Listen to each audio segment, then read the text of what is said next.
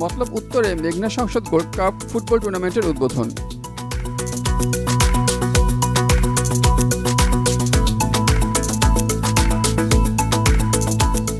মাদকমুক্ত সমাজ গড়ার লক্ষ্যে চাঁদপুরের মতলব উত্তর উপজেলায় সুগন্ধি মেঘনা সংসদ গোল্ড কাপ ফুটবল টুর্নামেন্টের উদ্বোধন করা হয়েছে। সুগন্ধি প্রবাসী ড্রিম সংসদের আয়োজনে ও সুগন্ধি এলাকাবাসীর সহযোগিতায় আয়োজিত টুর্নামেন্টে 16 দল অংশ নিচ্ছে।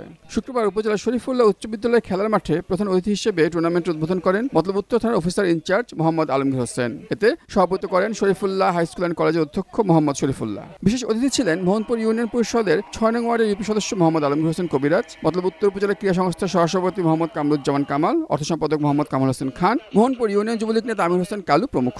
উদ্বোধনী খেলায় অংশগ্রহণ করেন মোহনপুর একাদশ বনাম একলাসপুর একাদশ। খেলাটি নির্ধারিত সময়ে 1-1 গোলে ড্র থাকায় গড়ায় টাইব্রেকারে। একলাসপুর ফুটবল একাদশ 4-1 গোলে মোহনপুর ইউনিয়ন একাদশকে পরাজিত করে বিজয় লাভ করে।